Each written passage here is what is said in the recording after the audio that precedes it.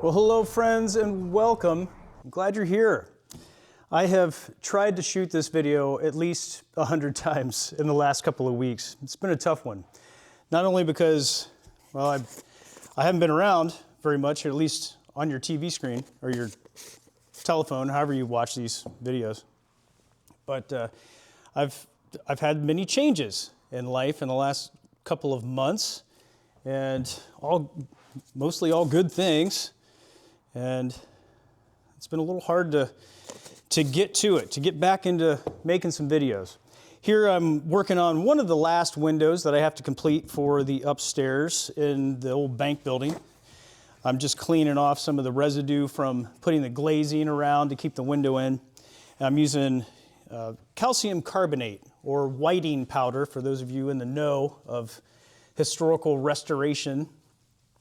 This stuff just takes any kind of residue out of glass and really cleans it well. Even really old glass like this, it will pull out any kind of stuff, any dirt and oils, and clean it up just nearly perfectly. It's great stuff. Very satisfying to do too. You just put it on, you can put it on dry. I like to put it on wet like this and then let it dry, and it just kind of polishes the glass at the same time. Well, some of you might be wondering, where the heck are you? This doesn't look like the bank. Well, it's not the bank. I'm in my new workspace. This is one of the big changes that's happened in the last couple of months, is that I have a great place to work. It's right next door. You've actually seen this space before. It just didn't look quite like this. Now I'm able to use this big wide open space. I built this nice workbench. There's storage underneath. I'll show you that here in just a minute. I just threw some things together to make life easier. Life is not easy at the bank, but I am enjoying it. There's been challenges, some sad days, a lot of happy days. Some of the sad days lately have been a couple of friends passing. Many of you might have known of Adam the Woo. He was a friend, somebody I did a few videos with. I had the great opportunity of getting to know Adam over the years. Friends, I ran into somebody else here today. Here with my friend Adam. Just walking around. Who? Adam. It's not just Adam. It's Adam the Woo. Yes. Had a great time with him on several occasions. And it was really sad to hear about my friend unexpectedly passing in his sleep. And it wasn't just him, it was another one of my friends, Todd. He passed away at a young age, unexpectedly. And of course, the most recent passing has been somebody I looked up to for a long time, one of the singers of the Grateful Dead, Bobby Weir. He has crossed over the Rainbow Bridge. And although he is gone and his music is not being live played anymore, the music never stops, and there will be plenty of Dead jams still continuing with Bobby and Jerry and all the rest of them, at least here in this shop. I think I listened to probably about 90% Grateful Dead and the rest jazz and electronic and whatever else floats across the radio waves. You don't have to wait until this is dry. You can just polish it off like this when it's wet. I want to get it done sooner than later, so I'm just going to go ahead and do that. You do run through a lot of paper towels doing this, but it's worth it because it turns out so nice. This glass is amazingly clean. I don't know if you can really see in the camera what I'm seeing here, but the more that you polish, the less streaky it gets, and it just looks like I'm looking at fabric right there. I mean, it's so clear. There's no dirt on this whatsoever. Beautiful, beautiful. This calcium carbonate costs about $25 for this when you buy it from a historical restoration outfit online like I did. But if I had done my research before I did that, I would have learned early that calcium carbonate is no more than hydrated lime powder. You can buy it for $20 for a 50-pound bag at the Ace hardware store. That's what you mix to make mortar and stucco for historical buildings. You don't use certain products when you're working on old bricks and old material, old masonry. So hydrated lime is the main gig there. And if you leave it set out for 6 months, it turns into this. So you can save a lot of money. If I had known, I would have saved a lot of money if I had known that. But it's okay. This stuff works awesome. I've just finished the other side. Ooh, looks good.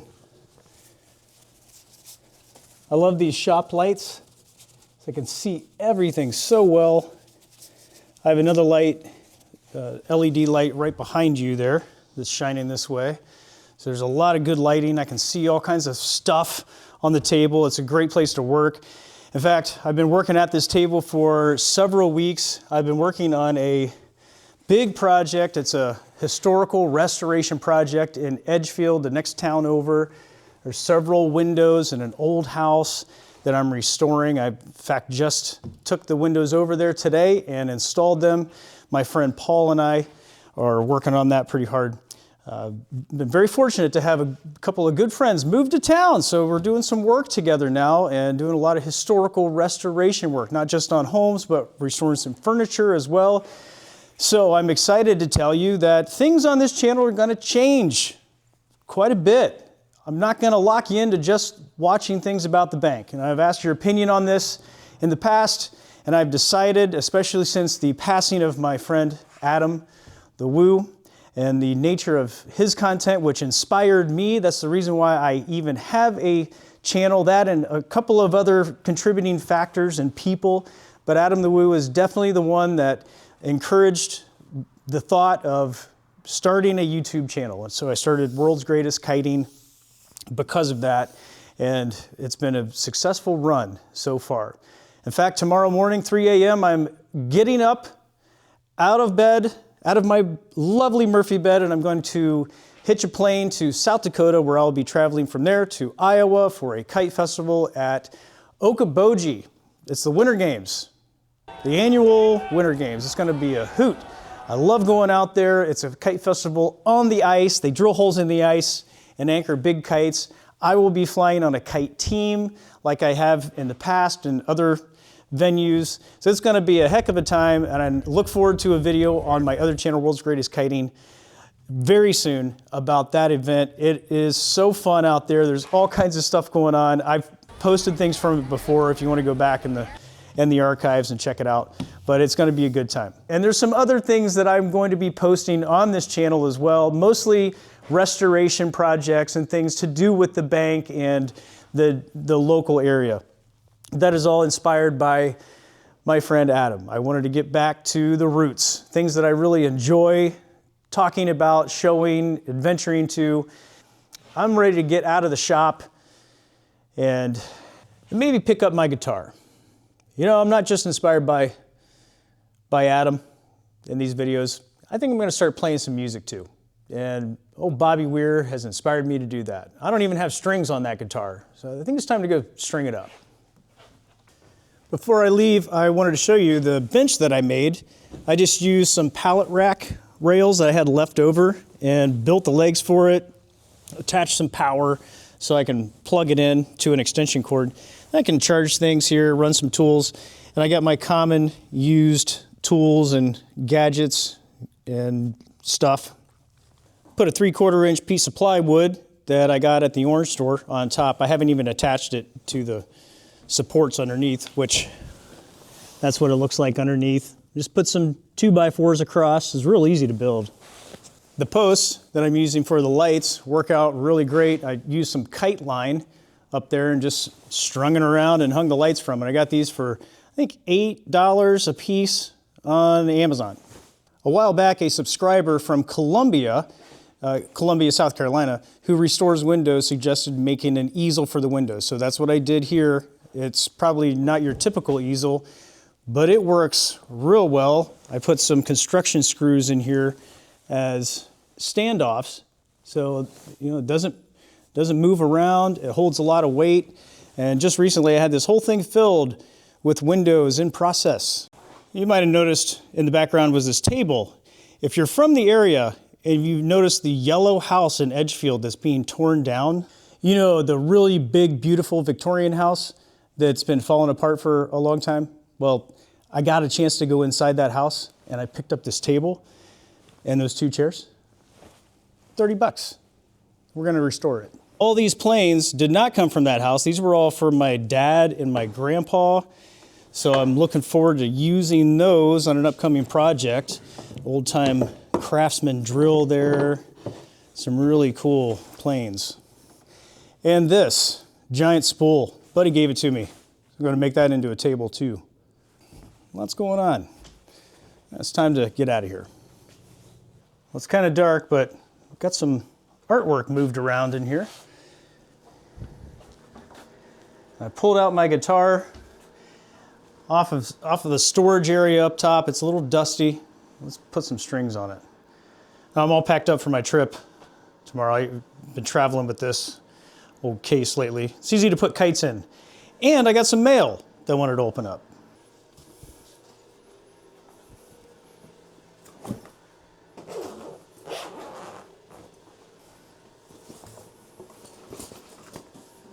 An old Tuckamini Jasmine.